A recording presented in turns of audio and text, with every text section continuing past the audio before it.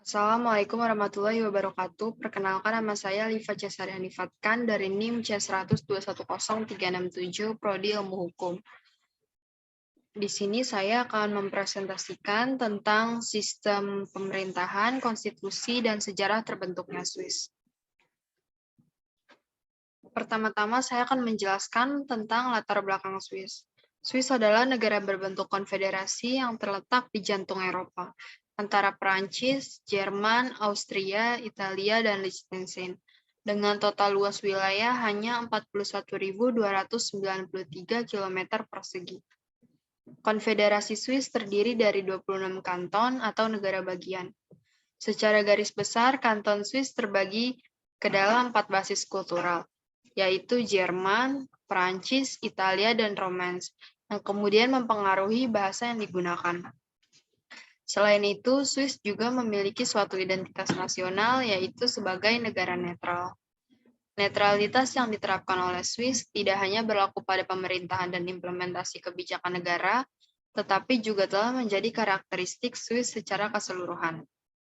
Penerapan prinsip netralitas Swiss pertama kali dilakukan pasca kekalahan dalam peperangan Marignano pada tahun 1515.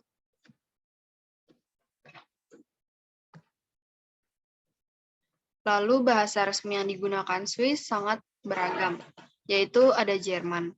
Bahasa Jerman Swiss dituturkan di bagian utara, timur, dan tengah negara itu, dan dituturkan oleh 63% populasi, dan menjadikannya bahasa utama di Swiss. Yang kedua ada Prancis. Bahasa Prancis Swiss adalah bahasa terpopuler kedua di Swiss. Ini diucapkan sebagian besar di Swiss Barat. Terlepas dari namanya, ada sedikit perbedaan antara bahasa Prancis yang diucapkan di Swiss dan yang diucapkan di Prancis. Yang ketiga, ada Italia. Bahasa Italia Swiss adalah bahasa yang digunakan di Kanton Ticino dan bagian selatan Kanton Grigioni. Bagian Swiss ini menawarkan perpaduan unik antara budaya Swiss dan Italia. Yang keempat ada Romance. Bagian terakhir dalam suguhan linguistik Swiss, ini adalah Romance dengan hanya 37.000 penutur. Ini adalah bahasa dengan penutur paling sedikit di Swiss. Selanjutnya, saya akan membahas tentang sistem perekonomian yang dipakai negara Swiss. Ekonomi Swiss mengikuti model khas negara maju sehubungan dengan sektor ekonominya. Minoritas yang lebih besar terlibat dalam sektor sekunder atau manufaktur. Mayoritas penduduk yang bekerja terlibat dalam sektor ekonomi, tersier, atau jasa. Sementara sebagian besar praktek ekonomi Swiss, sebagian besar telah diselaraskan dengan kebijakan Uni Eropa. Beberapa proteksionisme perdagangan tetap ada, terutama untuk sektor pertanian kecil. Selanjutnya ada bentuk pemerintahan. Swiss menjadi negara federal semenjak tahun 1848 karena Swiss mengadopsi konstitusi federal pada tahun 1999. Konstitusi Swiss 1874 telah digantikan oleh konstitusi baru.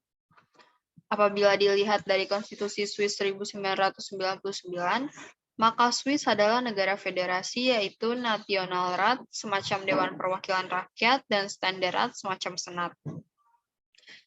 Lalu kedudukan kanton atau semacam negara bagian sangat kuat dalam struktur negara konfederasi Switzerland. Tugas dan fungsi pemerintahan federal secara tegas ditentukan dalam konstitusi federal seperti kebijakan luar negeri, pertahanan, keamanan, dan peraturan lainnya yang menyangkut kepentingan umum seluruh warga negara Swiss. Untuk keadaan demografis Swiss, Swiss adalah dalam bahasa Inggris disebut dengan Switzerland. Adalah sebuah negara maju yang terletak di benua Eropa, tepatnya di Eropa Barat. Swiss yang merupakan negara terkurung daratan dan tidak memiliki wilayah laut, berbatasan dengan Italia di sebelah selatan, Prancis di sebelah barat, Jerman di sebelah utara, serta Austria dan Liechtenstein di sebelah timurnya. Secara astronomis, Swiss berada di antara 45 derajat sampai 40 derajat lintang utara dan 5 derajat sampai 11 derajat bujur timur. Untuk mata uangnya, Swiss memakai franc Swiss, merupakan sebuah mata uang negara Swiss dan Liechtenstein sejak tahun 1798. Franc Swiss juga merupakan alat pembayaran yang sah di area ex-Leve Italia.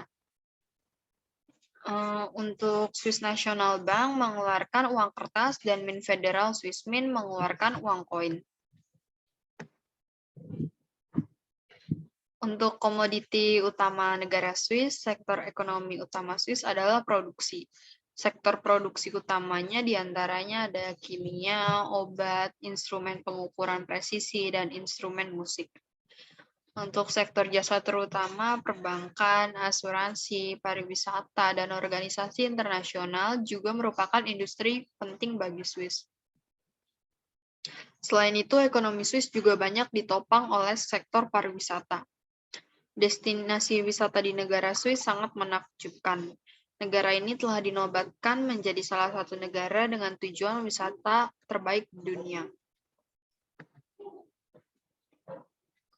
Swiss mempunyai pasar kerja yang lebih fleksibel dari negara-negara tetangganya, dan tingkat pengangguran negara ini juga sangat rendah. Secara tradisional, Swiss telah menjadi salah satu pelopor dalam meliberalisasi dan memfasilitasi perdagangan internasional, di mana ekonominya sangat bergantung. Sebagian besar perdagangan Swiss adalah dengan UA, dengan sekitar 3/4 impornya berasal dari 3/5 ekspornya ke negara-negara UA. Di antara mitra dagang individunya. Untuk Jerman adalah pasar utamanya, menerima sekitar 1/5 dari ekspor Swiss dan menyediakan sekitar 1/4 dari impornya. Pemasok utama termasuk Prancis, Italia, dan Cina. Sejarah terbentuknya Swiss. Suku pertama yang diketahui di daerah ini adalah anggota budaya Hallstatt dan Latin. Budaya Latin tumbuh dan berkembang selama abad besi akhir dari sekitar tahun 450. Kemungkinan dengan beberapa pengaruh dari peradaban Yunani dan Etrusca.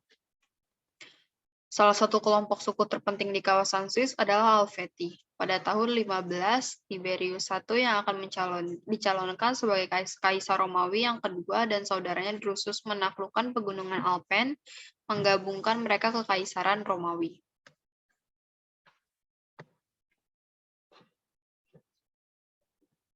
Untuk Konfederasi Swiss kuno, dominion Wangsa yang ada di sekitar tahun 1200. Konfederasi Swiss kuno merupakan persekutuan antara komunitas lembah Alpen Tengah.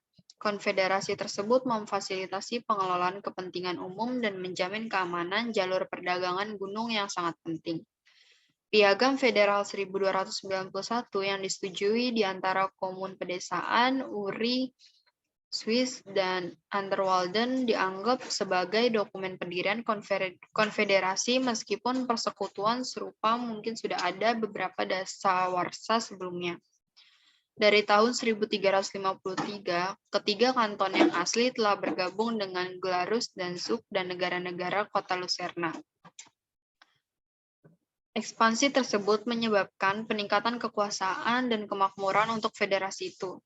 Dari tahun 1460, konfederasi tersebut mengendalikan sebagian besar wilayah selatan dan barat Rhine ke pegunungan Alpen dan Jura, khususnya setelah kemenangan terhadap Wangsa Habsburg. Pertempuran Sempach dan Nafels antara Charles sang pemberani dari Burgundia selama tahun 1470-an dan keberhasilan serdadu sewa Swiss. Piagam Federal tahun 1291, Konfederasi Swiss kuno telah mendapatkan reputasi sebagai pilih tanding terhadap perang-perang awal tersebut. Tetapi ekspansi federasi yang menderita kemunduran pada tahun 1515 akibat kekalahan Swiss dalam pertempuran Marignano, yang mengakhiri masa heroik dalam sejarah Swiss. Tak sampai lebih dari 100 tahun kemudian, pada tahun 1648 di bawah Perjanjian Westphalen, negara Eropa mengakui kemerdekaan Swiss dari Kekaisaran Romawi Suci dan kenetralannya. Selama masa modern dalam sejarah Swiss, otoritarianisme yang sedang berkembang dalam keluarga patrisi. dan krisis keuangan pada meletusnya Perang 30 tahun menimbulkan Perang Petani Swiss 1653. Selanjutnya ada sejarah modern. Swiss tidak diserang selama kedua Perang Dunia. Selama Perang Dunia Pertama, Swiss menjadi tempat tinggal dan tetap di sana hingga tahun 1917.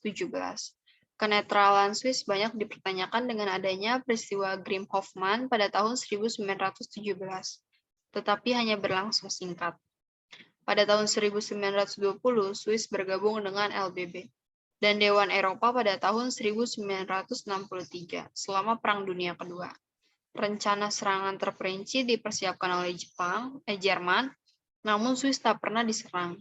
Swiss dapat tetap merdeka melalui gabungan pencegahan militer, konsesi ekonomi ke Jerman. Percobaan oleh Partai Nazi Swiss yang kecil untuk menimbulkan Anschluss oleh Jerman gagal total. Pers Swiss mengkritik keras Reich ketiga yang sering membangkitkan amarah kepemimpinannya. Sekian yang bisa saya sampaikan. Wassalamualaikum warahmatullahi wabarakatuh. Terima kasih.